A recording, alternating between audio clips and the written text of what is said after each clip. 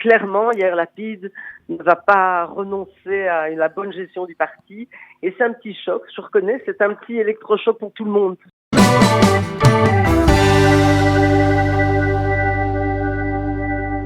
Bonjour Boker Tov, Cathy Reutemann. Bonjour Daniel. Merci d'être avec nous ce matin sur Studio Qualitas. Cela fait bien longtemps qu'on ne s'était pas parlé Exact. depuis ces fameuses élections à répétition, depuis on va dire même l'éclatement du parti bleu-blanc dont vous étiez la porte-parole. Mais vous avez rejoint, vous nous l'aviez dit à l'époque, le parti Yesh Atid, et ce parti Yesh Atid fait parler de lui. Et comme le dit un quotidien israélien ce matin, avec un avenir qui n'est pas tout à fait reluisant ou qui n'est pas du tout certain. Yesh Atid, mais pas tout à fait clair. Alors, on voudrait comprendre un peu ce qui s'est passé. Quelle mouche a piqué Ofer Shelar, le numéro 2 du parti, pour qu'il se rebelle ainsi contre le leader incontesté jusque-là de Yesh Atid, Yair Lapid? Bon, d'abord, je ne pense pas que le mot rébellion soit le mot adéquat. En fait, ce qui se passe, c'est que dès la création de Yesh Atid, Yair Lapid avait bien déclaré qu'après 2 Knesset, il ouvrirait le parti à des élections intérieures, Okay. qu'on appelle primaries ou autres, parce que il voulait une formule qui ne soit pas corrompue comme les primaires qui existent dans d'autres partis. Et suite à ces Knesset qui ont été très courtes, il a prolongé, changé l'acte de création du parti en disant que ce serait valable pour ou 2 mandats ou 8 ans, le plus long des 2. Uh-huh. Et maintenant, nous sommes arrivés aux 8 ans.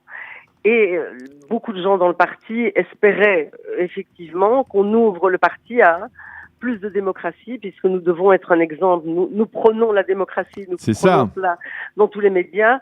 Il était temps d'y arriver, il était temps de commencer à mettre en place une structure plus démocratique. Et effectivement, au sein du parti, il y a consultation avec tous les chefs de section depuis 3 mois déjà, sur comment passer de l'un à l'autre, comment évoluer.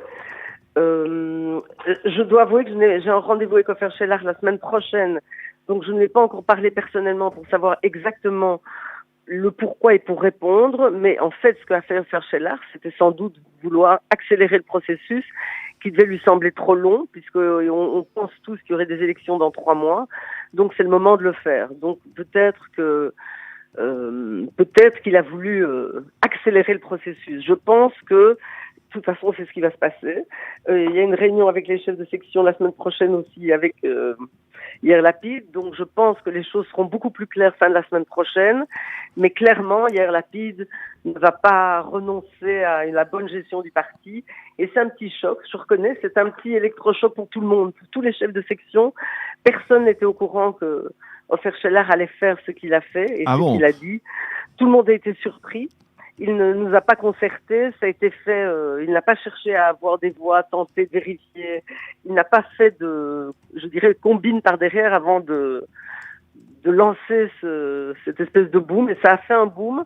Effectivement, les gens se posent des questions. Et là, je vais vous donner mon opinion personnelle.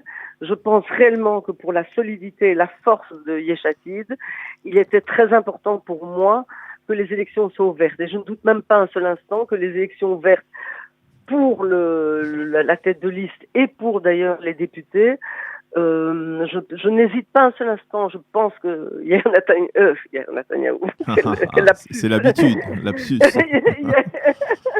On ne le lui dira pas. Non, surtout pas. Enfin, je pense réellement que Yair Lapid aurait été élu, mais peut-être que dans la liste du parti, il y aurait des grands remous. Et donc je pense qu'on est mûr, le parti est solide, on est vraiment à la tête de l'opposition, on montre que nous sommes une vraie opposition, et je pense que c'est vraiment le moment de se renforcer encore. Je pense que de cette petite crise et de ce petit boom, je pense que le parti Yesh Atid sortira plus fort, parce que je pense qu'il y aura concertation entre Shelar, le parti, les membres. D'ailleurs, toutes ces réunions qui s'annoncent la semaine prochaine sont un signe effectivement de quelque chose qui va se passer. Mais le seul fait que vous soyez vous-même surprise par la démarche de Ofer Shelar, c'est la preuve que quelque part, dans ce parti, eh bien, il y avait on va dire, un leader presque dictatorial, et puis que en général, on n'avait pas l'habitude de contester les décisions prises par Yair Lapid.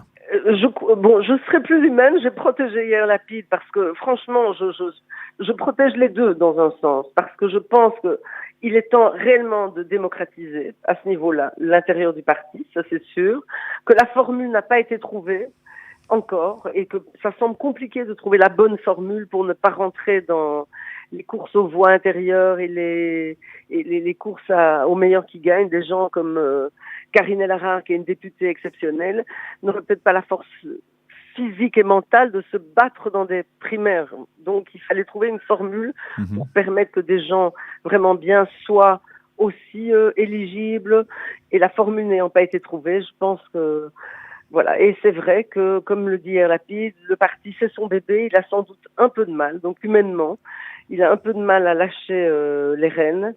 Mais dites-nous comment ça... C'est lui-même qui l'avait déclaré il y a 8 ans, donc à un moment il va le faire, il sait qu'il devra le faire. Il sait qu'il devra le faire, mais en attendant, jusqu'à présent, c'est-à-dire effectivement pour un parti qui prétend être, on va dire, l'un des bastions de la démocratie israélienne, c'était peut-être paradoxal de ne pas avoir d'élections comme les primaires, ou de faire enfin, tout simplement...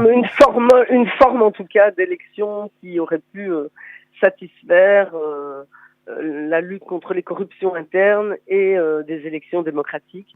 Effectivement, je reconnais, et je l'ai toujours reconnu, je l'ai toujours pensé, j'ai toujours évité ce genre de questions tant que c'était possible, parce que nous avions quand même une espèce de... Nous avions une VADA qui décidait de l'ordre de la liste et des gens dans la liste, mais il y avait effectivement, et il y a Yair Lapid qui est le leader, qui a créé le parti, et que nous pensons tous qu'il a fait un bon boulot. Donc, qu'il y a, vous avez le sentiment qu'il y a, parce que on a vraiment le sentiment là que ce n'est pas une manœuvre de la part de Ofer Shelah, qu'il y a véritablement une remise en cause du leadership de Yair Lapid à travers cette démarche d'Ofer Shelah. Je ne l'ai pas ressenti comme tel. Je l'ai peut-être senti comme ça y est, il est temps de bouger. Tu n'arrives pas. Enfin, je parle entre les deux. Se tutoie certainement si c'était en français. Tu n'arrives pas à bouger. Je donne un coup de pied. C'est mon impression, mais peut-être que je me trompe. Je dois avouer là que maintenant que je ne parle pas au nom d'Ofer Shelah officiel, ni au nom d'Ofer Shelah, ni au nom de... Oui, je ne parle pas au nom d'Ofer Shelah. Certains disent que Ofer Shelah, en fait, qui est véritablement, on va dire, l'aile gauche du parti Yesh Atid, a entamé une démarche afin justement de se mettre en orbite vers un parti de gauche comme le parti Meretz et de rejoindre une autre formation. Non, je ne pense pas, c'est de la spéculation, mais il se peut. Tout est possible, mais ça c'est... J'ai lu tous les commentaires dans la presse et la vérité, je n'en sais pas plus que vous, je serais intéressée, j'espère que j'en saurai plus après l'avoir rencontré la semaine prochaine.